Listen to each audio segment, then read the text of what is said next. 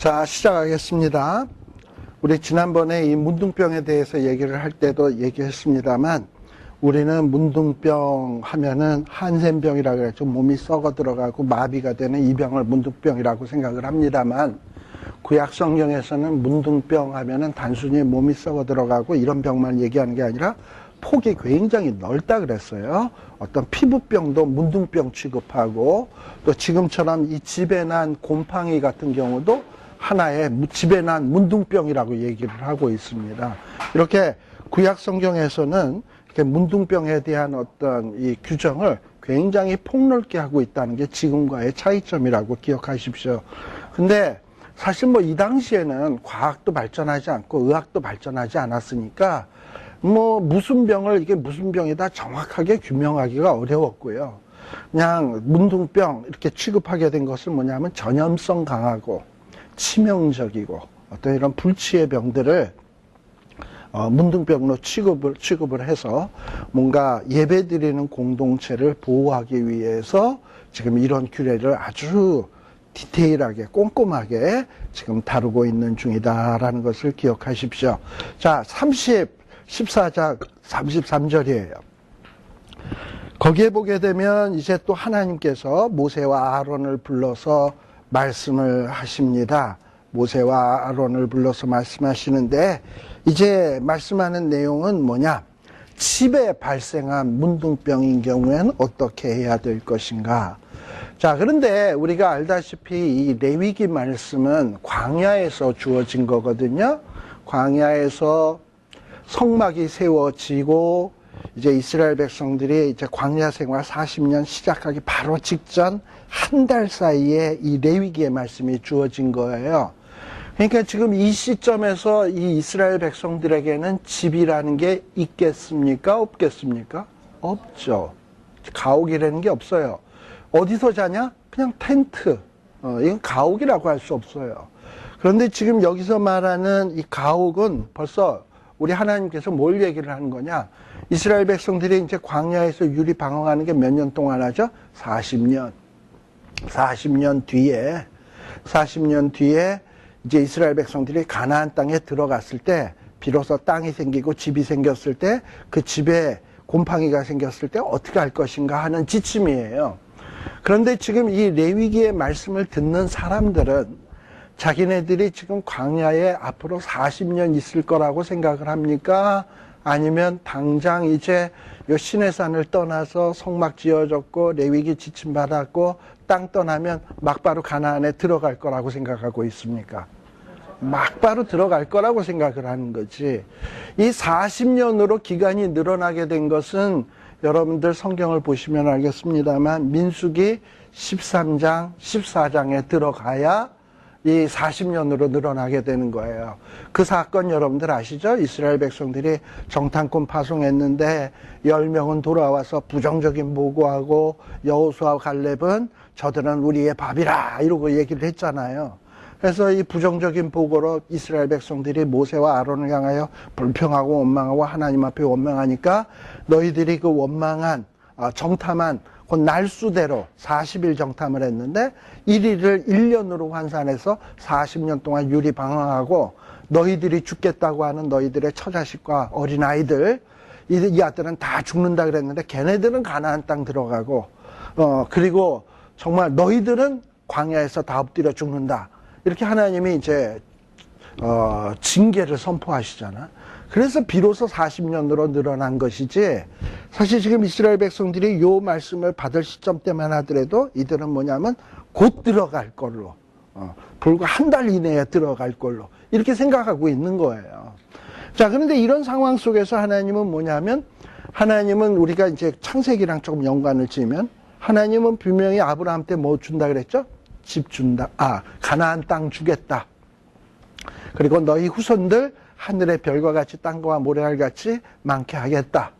그리고 내가 어디로 가든지 너희와 함께 하겠다. 이게 아브라함에게 준 약속이거든요. 지금 하나님은 이제 이 약속을 이스라엘 백성들에게 곧 이제 지키시려고 하는 시점이에요. 자, 그러면 이렇게 하나님이 이미 애굽 땅에서 구원해서 이스라엘 백성들에게 자유함 주었죠. 그리고 후손 여전히 지금 굉장히 많죠. 이제 뭐만 남았습니까? 땅만 얻으면 되는 거야. 그러니까 이스라엘 백성들은 지금 이제 하나님이 약속했던 축복들이 거의 이루어질 시점에 있는 거예요. 그러면 이스라엘 백성들은 이제 가나안 땅에 들어가면, 야, 이렇게 하나님이 우리에게 은혜를 베푸셨으니 우리는 어찌 살아야 되지? 이런 생각, 자각, 반성, 이런 거에 대한 생각이 있어야 돼요. 아, 이렇게 하나님이 은혜를 주셨으니 우리는 가나안 땅에 들어가면 거룩하게 살아야 되겠다. 하나님이 거룩하신 것처럼 나도 거룩하게 살고 하나님이 주신 사명을 이루어가는 이런 백성 돼야 되겠다 하는 생각을 해야 되는 것입니다. 그런 생각 속에서 왜 이스라엘 백성들이 가나안 땅에 들어가서 집에 곰팡이가 생겼을 때 이거를 엄격하게 다루어야 되는가? 이런 곰팡이 있다고 아직 뭐 그냥 귀찮은데 냅두지, 이러다 보면 그 곰팡이균이 이 사람 저 사람에게 옮겨지면서 하나님의 거룩한 공동체가 집단 어떤 전염병, 또 어떤 집단 어떤 치명적인 병에 걸려가지고 이 가나안 땅에서 몰살당할 수가 있다고요. 이렇게 지금처럼 무슨 항생제나 약이 발전하지 않은 사회 속에서는 이런 어떤 괴질이나 이상한 질병이 발생됐을 때는 집단으로 몰살할 수 있거든요.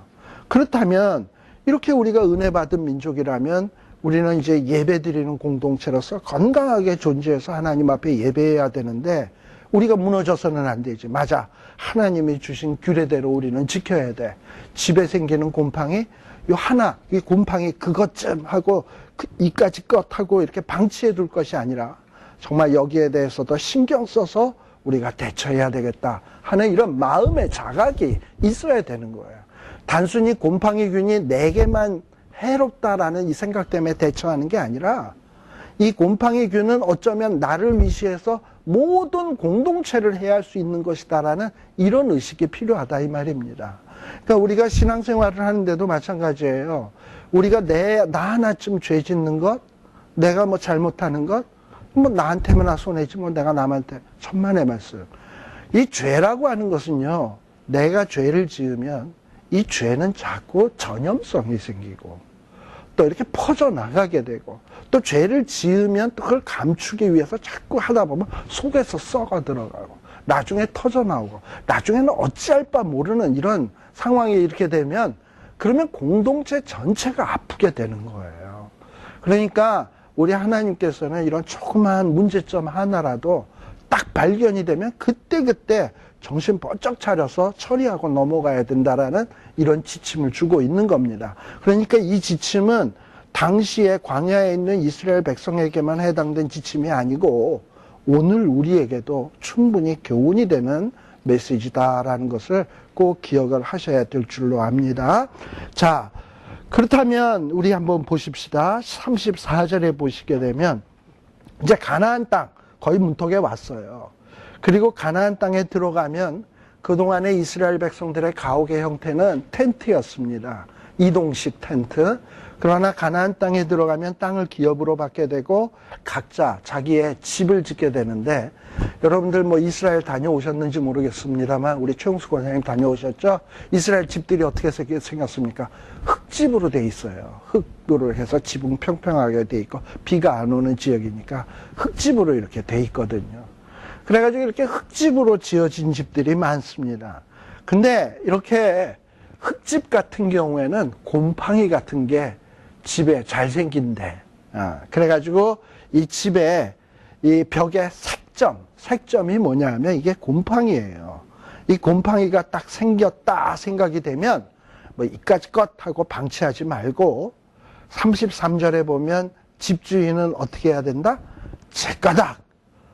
우리 집에 지금 뭐가 발생했다? 곰팡이가 발생했습니다. 하고 누구에게 보고하느냐 하면 제사장에게 보고한다. 우리 아까 얘기했습니다만 제사장은 누구를 예표한다고요? 예수님. 그리고 이런 곰팡이는 뭘 예표한다고요? 죄가 딱 생겼으면 이 죄의 문제를 누구에게 고해야 된다? 따라서 예수님에게. 주님, 이런 어떤 죄의 문제가 발생된 것 같아요. 이거 어떻게 해야 될까요? 하고 보고를 해야 되는 거예요. 자, 그러면 이 제사장은 어찌 해야 되느냐? 이 색점을, 이 곰팡이를 보러 가기 전에 그 가장진물이라고 돼 있는데, 가장진물이라는 개혁개정에는 뭐라고 돼 있나요? 가장진물이? 36절. 14장 36절. 뭐, 개혁개정에 뭐, 새롭게 뭐, 된 말이 있어요? 분명히 요거는 뭐라고 번역이 됐을 텐데. 36절. 제사장은 그 색점을 보러 가기 전에 그 가장진물의 부정을 면케하기 위하여, 집안의 것. 그래요. all things. 그러니까 그 집안에 있는 그 모든 것을 가장진물이라고 얘기해요. 근데 제가 갖고 있는 옛날 성경에는 가장진물이라고 돼 있으니까 혹시 여러분 성경에도 그렇게 돼 있으면은 이게 뭔 말이야 이럴지 몰라서 제가 설명을 드리는데, 집안에 있는 모든 물건들이 곰팡이균에 의해서 오염될 것을 방지하기 위해서 집 밖으로 다 끄집어내야 돼. 그리고 끄집어내고, 그리고 어떻게 해야 되느냐 하면은 이제 다 끄집어내고 제사장이 와가지고 빈집에 와가지고 그 집을 보는 거예요. 근데 이제 이것이 집에 생기는 문둥병이다 아니다를 어떻게 판단하는가? 우리 문둥병은 어떻게 판단한다 그랬죠? 첫 번째, 우묵하게 들어가는가? 그렇죠? 우묵하게 들어가는가? 그 다음에 털이 흰가? 요걸 갖고 판단했잖아. 마찬가지로 이 집에 생기는 문둥병도 일단 색깔, 붉은 곰팡이인가, 푸른 곰팡이인가? 붉은 곰팡이나 푸른 곰팡이가 바로 이게 집에 생기는 문둥병이에요. 그리고 또 하나는 뭐냐? 벽보다 우묵하게 들어갔는가. 곰팡이가 생겨서 안이 썩으니까 푹 하면 벽이 후루룩 부서지는 거야. 이런 거. 그러면은 문둥병으로 판단하고, 자, 그리고 38절에 보면 문둥병으로 의심이 되면 어떻게 한다? 제사장은 문 밖으로 나와서 진문을 폐쇄를 하고 며칠 동안 두고 보느냐 하면은 7일 동안. 자, 그래서 지난번에도 문둥병 얘기할 때 이 문둥병 증세다라고 하면 그 즉석에서 이거는 문둥병 하고 판단 내리는 게 아니라 그랬죠. 7일을 두고 보는 거야. 그래서 더 진전이 되면 문둥병, 더 진전이 없으면 또 7일을 또 두고 봐. 뭐 이런 식으로 해가지고 이게 문둥병인지 아닌지를 판가름하는 거는 신중에 신중을 기해야 된다 그랬습니다. 왜 그러냐면 당시 사람들에게 너는 문둥병이야 하는 것은 완전히 이건 저주나 다름이 없거든요. 근데 이런 저주나 다름없는 얘기를 그렇게 쉽게 판단해서야 되겠습니까? 신중에 신중을 기하라는 거예요. 근데 이거는 집의 경우도 마찬가지예요. 집이 우묵하고 푸른 곰팡이, 붉은 곰팡이가 생긴 것 같아. 문둥병 같아. 그래서 문둥병이다. 그 즉석에서 얘기하고 싶은데 그러면 안 돼. 어떻게 해야 되냐? 7일 동안 기다려 봐야 돼. 폐쇄하고. 그리고 와서 살펴보고, 또 그 색점이 그 곰팡이가 이전문에 봤던 것보다도 더 퍼졌으면, 그러면 어떻게 한다? 그 퍼진 그 부위에 있는 돌이라든지 흙을 빼서 버리고요. 그리고 만일에 흙이라면 긁어내서 이것을 쓰레기 버리는데, 부정한 것 버리는 데다가 버리고, 그리고 다른 흙을 바르는 거예요. 그리고 또 지켜봐. 그랬는데 43절에 보니까 돌을 빼며 집을 긁고 고쳐 바른 후에 색점이 집에, 제 성경은 복발이라고 돼 있는데 개혁개정은 뭐 재발되었을 경우, 다시 재발이 되었으면 어떻게 하냐? 제사장이 살펴보고 이제 어떤 판단이 내리냐면, 이거는 이 집은 문둥병이 맞다. 악성 문둥병이다. 이 집은 부정하다. 이렇게 판결을 내리도록 돼 있어요. 그래서 이 죄에 대한 판단은 상당히 신중해야 된다. 그래서 함부로 우리가 교회 안에서, 공동체 안에서 어떤 문제가 있는 사람이라 하더라도 그 사람을 판단함에 있어서는 함부로 판단해서는 안 되고, 그리고 지금 이 문둥병이냐 아니냐를 판단하실 일은 누굽니까? 제사장. 제사장은 누굴 대표한다고? 예수님. 그럼 우리가 공동체 안에서 죄인이다 아니다를 판단할 수 있는 분은 누구뿐이다?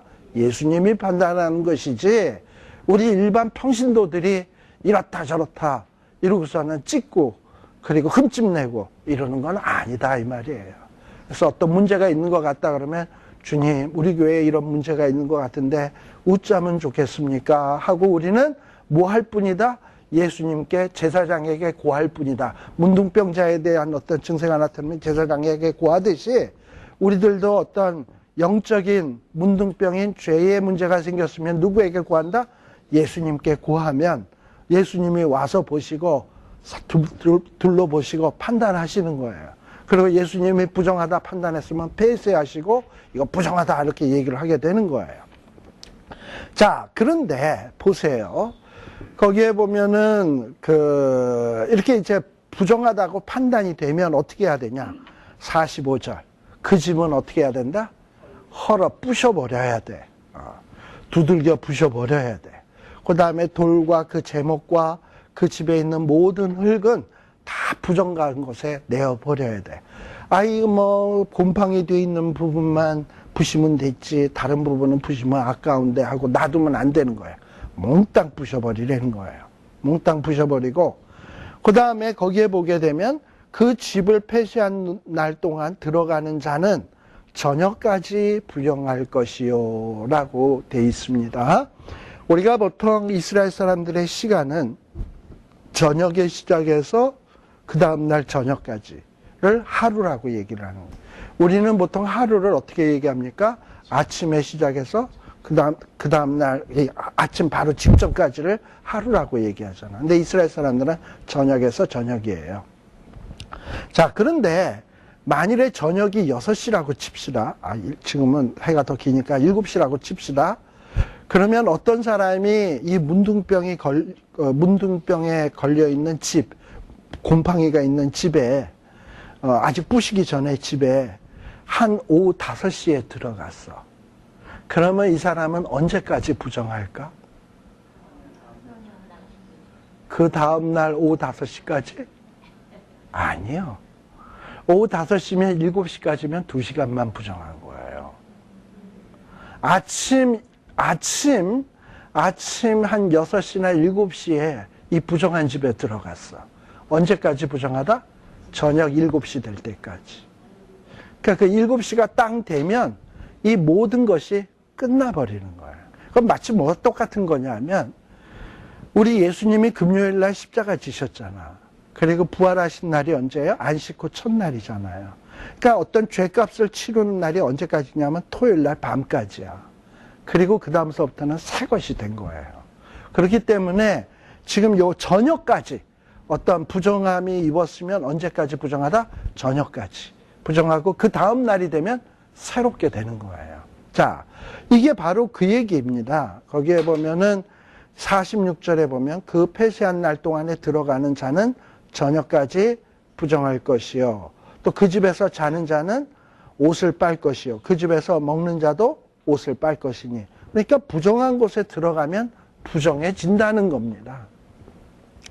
그래서 우리 시편 1편에도 나옵니다만 복 있는 사람은 악인의 길을 쫓지 아니하며 죄인의 길에 서지 아니하며 오만한 자의 자리에 앉지 아니한다. 왜 그래야 되느냐? 그런 자들과 자꾸 함께 있다 보면 옳마. 그래서 복 있는 자는 아예 그런 근처를 안 가는 거예요. 48절. 그 다음에는 이제 그 집을 다 때려부시고 이제 고쳐 바른 후에 이건 아마 좀 긁어낸 후에 살펴보는 것 같은데 그 집을 수리하고 난 다음에 살펴봐서 집에 퍼지지 아니했으면 색점이 나은 것이니 그러니까 이제 이거는 집을 부시기 전에 곰팡이가 생겼는데 7일 동안 두기 봐서 가서 보니까 색점이 더 퍼지질 않았단 말이지. 진행이 안 된단 말이에요. 그런 경우에는 뭐냐 하면은 이 집은 깨끗해진 것이다, 정하다 라고 이렇게 제사장이 선포하게 되어 있습니다. 자, 그러면 이 선포로서 이 집은 깨끗해진 거냐 하면은 그게 아니야. 그 집이 공식적으로 깨끗해지기 위해서는 어떻게 해야 되냐? 정결예를 취해야 돼. 그러니까 집도 문둥병에서 나았으면 정결예를 취해야 돼요. 그러니까 죄의 문제에서 깨끗함을 받기 위해서는 구약시대에는 이렇게 절차가 까다롭고 복잡합니다. 우리는 지금 우리 죄를 주님 앞에 자복만 하면 저는 미쁘시고 의로사 우리를 모든 불의에서 깨끗하게 해주시니까 죄신 쓴 받는 것을 아주 식은 죽 먹듯이 생각을 하는데, 사실 우리가 이게 엄청난 은혜를 입었기 때문에 이 식은 죽 먹기인 것이지, 구약시대는 안 그랬어요. 이 뭔가 집안에 있는 문둥병 하나도 정하다라고 인가를 받으려면 얼마나 복잡한지 몰라. 여러분들이 집 다 짓고 나면, 집을 이제 새로 공터에다 집 다 짓고 나면 소위 그 시청에다 혹은 시청의 그 건축과 같은 데다가 해서 안전 점검 제대로 지었나 검사를 맡아야 이게 제대로 집으로서 등록이 되잖아요. 그런데 이 검사를 받았는데 이것도 문제다 저것도 문제다 이것도 고쳐놔라 그러면 얼마나 까다롭고 신경질나고 복잡합니까? 그러면서 이거 뭐 굳이 내가 살 집인데 내 마음대로 살면 됐지 뭘 이거 시청 허가까지 맡아야 되나 이러고서는 굉장히 불편하다고 생각하고 번거롭다고 생각을 해요.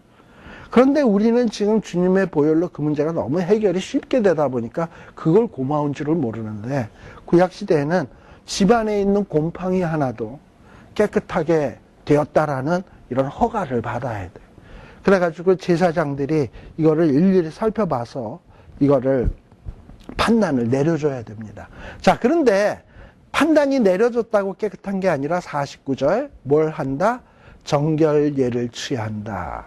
자, 정결예를 취하기 위해서는 어떻게 한다? 새 2마리. 이거 정한새 2마리인 거 아시죠? 똑같아요. 정한새, 깨끗한 새 2마리. 자, 한 마리는 어떻게 합니까? 50절에 보게 되면 한 마리는 물이 질그릇 안에서 잡는다. 물이 있는 질그릇 안에서 잡으면 그 피가 뚝뚝뚝뚝 질그릇 안에 물과 섞이게 되겠죠? 그러면 그것을 백향목, 우슬초와 홍색실과 산새를 가져다가 그 새의 피와 흐르는 물을 찍어서 우슬초에다 이렇게 발라가지고 집에다가 7번을 칙칙칙 뿌려요. 자, 그 피가 무슨 소독약입니까? 방부제입니까? 곰팡이를 죽이는 어떤 특별 효염이 있는 화학적 성분이 있습니까? 전혀 아니에요. 그러니 어떻게 보면은 이 피를 뿌린다라는 것은 그 집안에 어떤 효용도 없는데 그래야지만 정하여진다는 거야. 그건 왜 그러냐? 정말 너희들이 하나님의 말씀을 믿고 피를 뿌리면 누가 정하게 하겠다? 하나님이 정하게 하겠다는 거예요. 자, 예수 믿으면 죄 사함을 받는다. 말 됩니까? 안 됩니까? 안 돼요. 그러나 예수를 믿으면 하나님이 죄를 사해 주시겠다는 거예요. 예수 믿는 그 자체가 죄를 사하는 능력이 있는 게 아니라 예수를 내가 믿으면 하나님이 나를 의롭다 여겨주시고 죄를 사해 주시는 거예요. 문제는 하나님이 내게 보고자 하는 것은 예수 믿는 그 사실을 보고자 하는, 하나님을 정말 믿는 믿음이 있느냐를 보는 것이지. 지금도 우리가 이걸 뿌려야지만 정결케 된대. 하나님 그렇게 말씀하셨잖아. 그래서 믿는 사람은 그걸 뿌린다고. 네가 정말 내 말을 믿는구나. 그럼 내가 그 집에 곰팡이 정결케 하마. 이렇게 되는 거예요. 사실 뭐 그 피 뿌리는 그 피가 가서 곰팡이 균을 뭐 죽이나? 그건 아니거든요. 근데 그렇게 하는 거예요. 예, 그렇게 해서 근데 그걸 통해서 하나님이 의도하시는 것은 뭐냐? 이런 곰팡이와 같은 부정한 것을 깨끗게 할 것은 뭐뿐이 없다? 보혈의 피뿐이 없다. 우리 찬송가에도 나오잖아요. 나의 죄를 씻기는 예수의 피밖에 없네. 저는 이 찬송이 옛날에 뭐 이렇게 찬송가가 유치한가? 쿵짝 쿵짝짜 이런가 그랬는데 참 유치해서 참 부르기가 싫었어요. 근데 어느 날 이렇게 레위기나 이런 것들은 말씀을 잘 보다 보니까 주님의 보혈이라는 게 이게 정말 대단한 거구나라는 생각이 딱 드니까 나의 죄를 씻기는 예수의 피밖에 없네. 그게 막 감동이 되는 거야. 그 찬송이 옛날에 그렇게 유치하다고 비웃던 찬송이에요. 그러니까 참 이게 그 성경을 깊이 알면 예전에는 참 우습게 여겼던 것들이 엄청난 은혜로 다가오게 됩니다. 자, 이렇게 피를 뿌림으로써 정말 깨끗하게 되는 거는 피구나 라는 것을 배우는 거예요. 구약시대의 성도들이. 자, 그리고 그 다음에 새 한 마리는 어떻게 한다? 53절 성박들에 놓아서 그 집을 위하여 속할 것이라. 2마리 중에 1마리는 죽여서 피를 흘려서 그 피를 7번 집안에다 뿌리게 돼 있고, 1마리는 뭐냐? 이제 그 피로 죄 씻음 받았으니 살았다라는 거야. 그래서 1마리는 산채로 날려보내는 거예요. 그래서 이 2가지 의식을 통해서 이스라엘의 그 집에 그 문둥병 걸린 정결하게 된 의식을 치르게 돼 있습니다. 아마 지금 여러분들 가운데 이 레위기 14장 내용을 이렇게 보면서 이전에 문둥병, 뭐 집에도 문둥병 이러고 봤지, 뭐 정결례를 이렇게 행해? 이런 뜻이야? 이런 거를 생각하면서 본 적이 별로 없으시죠? 예, 없으셔요. 많은 신학교 다니는 분들도 안 해요. 성경을 이렇게 얘기 못해 할 시간이 없어요. 근데 이렇게 딱 보다 보니까 이렇게 구약시대에 이렇게 부정함을 깨끗하기 위해서 이런 절차가 필요했구나. 근데 이것이 우리는 예수 그리스도의 보혈로 한 방에, 이런 건 한 방이라고 얘기하는 거예요. 한 방에 해결이 되었다. 야, 이건 정말 감격이요 은혜로구나 하는 것을 느끼게 됩니다. 그래서 우리가 구약 성경을 알면 알수록 그 그리스도의 그 보혈의 가치가 더 반짝반짝 빛나요. 그러니까 배경이 까마면 까말수록 이 하얀 게 확 드러나듯이 구약의 죄신 씀받는 제도가 복잡하면 복잡할수록 예수 그리스도의 십자가의 한 방으로 쉽게 해결받았다는 게 얼마나 은혜인가가 확 드러나게 돼 있다니까. 근데 왜 우리가 예수 그리스도의 이 보혈의 공로에 대한 감격이 없는가? 구약 성경을 몰라서 그래. 과거의 구약 성도들이 얼마나 힘들게 죄 씻음 받고 부정해서 정결함 받기 위해서 얼마나 복잡한 절차를 거쳤는지를 제대로 모르니까 우리가 지금 이렇게 은혜 입은 것에 대한 귀함을 모른다니까. 그러니까 우리는 한번 언제를 살아봐야 되냐 하면 구약시대를 한번 살아봐야 돼. 그래서 뼈저리게 한번 고생 좀 한번 해보고 지금이 은혜로구나, 지금이 은혜의 시대구나 하는 것을 느낄 수 있어야 돼. 근데 뭐 구약시대 살 필요도 없어요. 그냥 성경 공부를 통해서 구약시대에 이렇게까지 했구나 라는 거를 이렇게 살피다 보면 내가 지금 얼마나 많이 은혜 받은 성도인가, 은혜 받은 하나님의 자녀인가 하는 것을 알 수 있습니다. 자, 그래서 54절에서는 마지막 문둥병에 대한 규례에 대한 마지막 썸머리입니다. 요약입니다. 지금의 문둥병보다 범위가 훨씬 넓다 그랬죠. 의복, 가옥 이런 문둥병은 없잖아. 근데 구약시대에는 있었어요.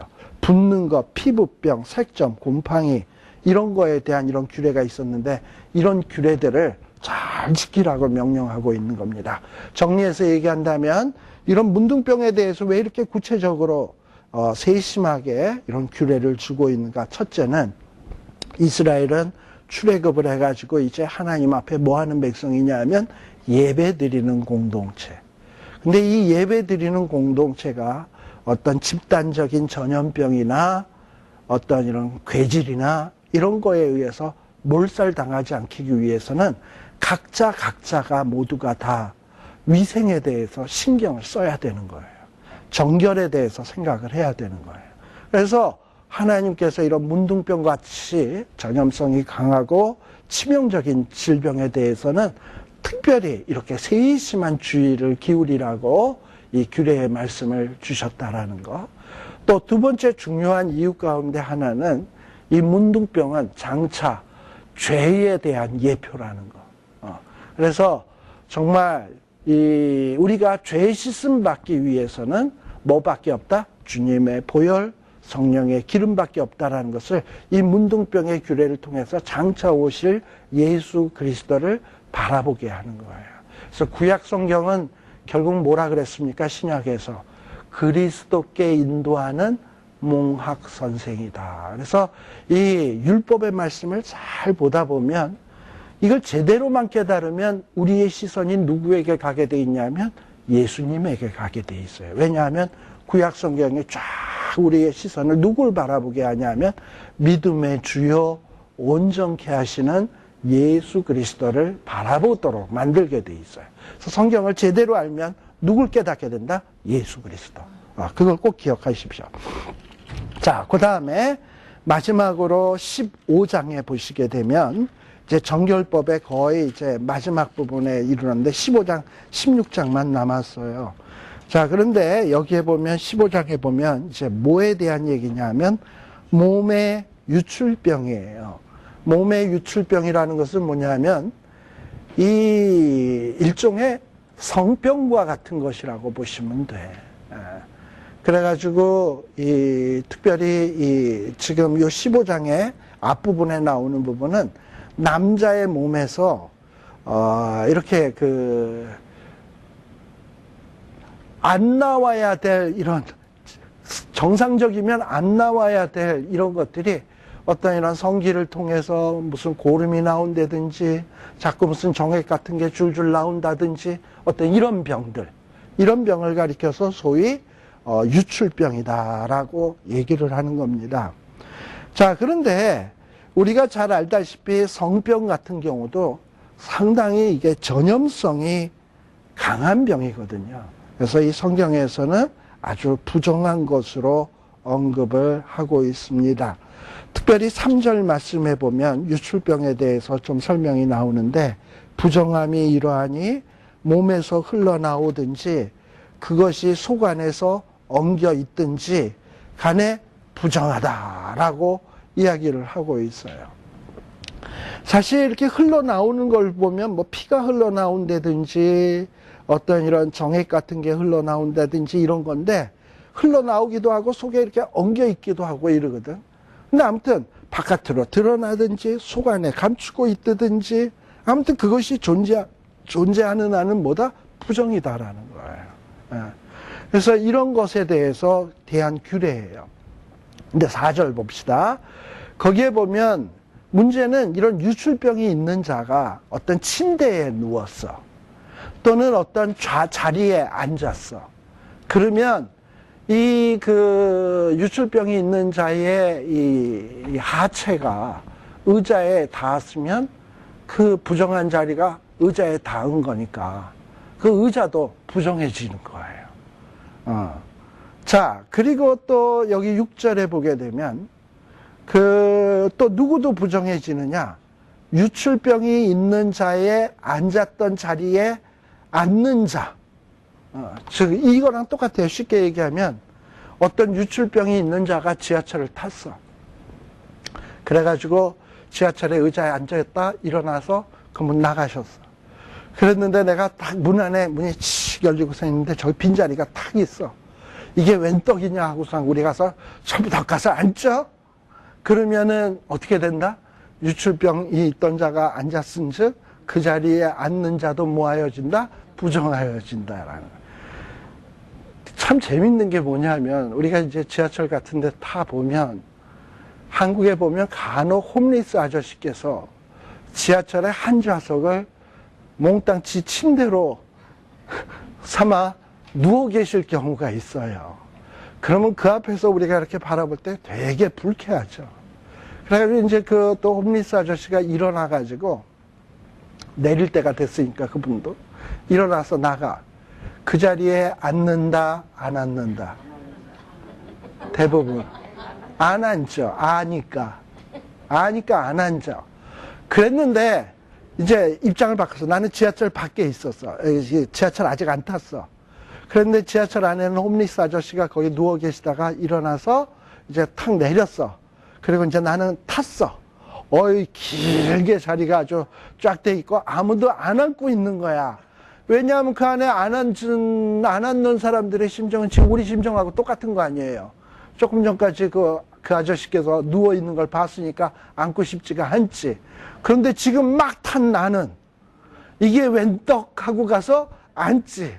그러면 어떻게 된다? 나도 부정해진다라는 거예요. 이런 거예요. 그러니까 사실 부정해지고 싶은 사람이 어디 있겠습니까? 스스로. 근데 우리는 이 세상에 살다 보면 알고서 부정해지는 경우도 있지만 모르고서 부정해지는 경우도 있어요. 부정한 자가 앉았다가 일어나서 갔어. 그럼 그 자리에 앉는 나도 부정해진다라는 거예요. 그래서 우리가 살다가 보면 하나님 앞에 이제 회개를 해야 되겠는데 별로 죄 지은 게 없어. 과연 그럴까? 우리는 알고도 지은 죄도 있지만 알게 모르게 모르고 짓는 죄들도 있어요. 그래서 이제 이런 문제에 대한 것들이 이제 어디랑 연결되느냐 하면 이제 16장에 보게 되면 속죄일에 대한 것과 연관을 맺게 됩니다. 자, 그런데 오늘은 어쨌든 유출병에 대한 얘기를 좀 할게요. 자, 그래서 유출병이 앉았다 일어난 자리도 부정하구나. 20절. 20절이 아니라 아까 몇 절이었죠? 6절. 6절에. 자, 그래서 이 사람은 어떻게 해야 된다? 옷을 빨아야 된다. 물로 씻어야 된다. 그리고 언제까지 부정하다? 저녁까지. 이런 건 이제 아까 다 설명한 내용들이죠. 그 다음에 또 유출병이 있는 자의 몸에 접촉하는 자. 유출병이 있는 자와 악수를 했다든지 포옹을 했다든지 그런 사람도 뭐하다? 부정하다.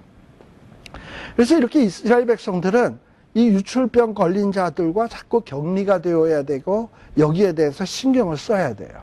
이런 신경을 쓰면서 뭘 배우는 거냐 하면 유출병보다도 더 무서운 죄에 대해서는 우리가 좀 더 신중하게 피해야 된다. 이것을 격리시키고 깨끗하게 하는 일에 신경 써야 된다. 라는 것을 지금 이스라엘 백성들이 이런 의식 규례에 대해서 실천함을 통해서 배워가는 거예요. 9절에도 보면 유출병이 탔던 안장, 이 말의 안장 같은 것도 부정하다. 그 몸 아래 닿았던 것, 10절, 몸 아래 닿았던 것에 접촉하는 자도 다 저녁까지 부정하다. 그러니 뭐해라? 물로 씻어라 라고 얘기를 하고 있는 거예요. 자, 그 다음에 11절은 조금 내용이 달라지면서요. 유출병자가 그렇다면 다 이렇게 만진다고 해서 다 부정해지느냐? 꼭 그런 건 아니에요. 11절에 보게 되면 유출병이 있는 자가 본인이 자기가 유출병이 있다라는 것을 생각을 하고 남을 내가 만나서 악수해야 될 일이 있다고 생각이 되면 자기가 먼저 물로 씻어. 그리고 유출병 안 걸린 자와 악수를 했을 경우에는 그거는 부정 안 해. 지금 그 얘기가 바로 요 11절이에요. 그런데 유출병을 있는 자가 물로 손을 씻지 아니하고 아무든지 만지면 그건 부정해지는 거예요.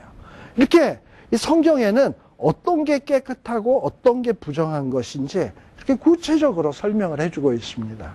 특별히 12절 같은 경우에 유출병이 있는 자가 어떤 그릇을 만졌는데 그릇의 종류에 따라서 깨끗하기도 하고 부정하기도 해. 질그릇인 경우, 질그릇은 뭡니까? 흙으로 만든 그릇이에요. 그러다 보니까 조그만 틈새들이 있어요. 그러니까 그런 틈새 같은데 유출병 환자가 가지고 있었던 박테리아 균이나 이런 것들이 위험성이 있어. 그래서 성경에서는 유출병 걸린 자가 질그릇을 만졌으면 그건 완전히 깨뜨려라. 반면에 어떤 나무 그릇이나 또는 사기, 유기 이런 경우는 물로 씻으면 깨끗해져요. 그래서 요런 것까지 이렇게 규정을 해주고 있다라는 거예요. 이만큼 성경에서는 정하고 부정한 것. 자, 그 다음에 또 다시 13절에 보시게 되면 유출병이 깨끗해지면 어떻게 해야 되는가? 역시 문둥병과 마찬가지로 뭘 드린다? 정결예를 드리게 돼 있다. 정결예는 문둥병과 마찬가지로 14절에 어떻게 드린다? 제8일에 산비둘기 둘이나 집비둘기 둘을 취한다. 그리고 하나는 15절에 보면 속죄제로 드리고 하나는 번제로 드려가지고 정결예를 하게 돼 있어요. 그래서 속죄제와 번제를 드림으로 유출병 환자는 깨끗해지는구나. 또 16절에 보면 정결케 되기 위해서는 뭘 한다? 물로 씻어야 된다. 그러면서 깨끗하게 물로 씻을 것. 이런 것들이 이렇게 기록이 되어 있습니다. 그래서 시간이 이제 다 되어서 여기서 마치려고 하는데요. 정리해서 얘기한다면 정말 이 죄는 무서운 것입니다. 유출병도 마찬가지고요. 처음에 조금 할 때는 우리가 이까짓것 할 수 있지만 이것의 확산? 막 이렇게 퍼져나가는 거? 이거는 정말 무서운 거예요. 누룩이 어떤 포대 안에 들어갔을 때 들어간 소량이었지만 나중에 그 안에 있는 모든 것들을 다 변화시키듯이 죄라고 하는 것은 우리 속에 방치해 두면 나중에 폐가 망신하게 된다라는 것을 꼭 기억하시고, 이 죄 문제는 그때 발견될 때마다 주님 앞에 가서 구하고 주님으로부터 판단받고 필요하다면 정결의식을 통해서 날마다 깨끗하게 해가야 된다. 그것이 일단은 내 자신의 건강을 위해서 좋은 것이고 영적 건강을 위해서, 또 그것이 결국은 뭘 하는 거냐? 우리 공동체, 교회의 건강을 지키는 것이고 하나님 나라의 건강을 지키는 것이다라는 것을 꼭 기억하십시오. 그래서 우리가 신앙생활이라고 하는 것은 나 하나만 잘한다고 되는 게 아니에요. 내가 잘하는 것이고 누구를 위하는 거다? 내 형제, 자매, 교회를 위한 것이에요. 만일에 내가 해를 끼쳤으면, 우리 아까 얘기했습니다만 속건제 얘기했잖아요. 그거에 대한 책임도 지는 이런 의식이 좀 있어야 돼요. 내 실수로 인해서 내가 공동체에 피해를 갖고 왔구나, 이런 의식. 이런 것들을 우리가 이 구약 안에 나오는 딱딱한 규례지만 이런 규례 속에서 우리들이 이 원리들을 잘 파악한다면 오늘날 이 시대에 나는 교회 안에서 어떤 신앙생활을 해야 될 것인가 하는 것이 어렴풋이 여러분들의 눈에 보이리라고 생각합니다. 기도하고 마치겠습니다. 아버지 하나님 감사합니다. 오늘도 이렇게 레위기의 말씀을 통해서 이 거룩한 하나님 나라의 예배 공동체에 일원된 우리들이 어떻게 신앙생활해야 되는지 다시 한번 생각해 볼 수 있는 기회 주심을 감사합니다. 아버지 하나님, 무서운 죄에 대해서 다시 한번 경각심을 갖는 저희들 되게 하여 주시옵소서.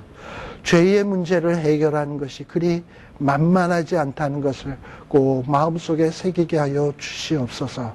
그리하여 나 자신을 늘 정결케 하며 주님 앞에 나아가서 점검받고 거룩한 하나님의 성전으로 유지하기 위해서 힘쓰고 애쓰는 저희들 되게 하여 주시고, 또 이 나의 힘씀을 통해서 교회가 건강해지며 하나님의 나라가 이루어지는 것을 참으로 보며 기뻐할 수 있는 저희들 되게 하여 주시옵소서.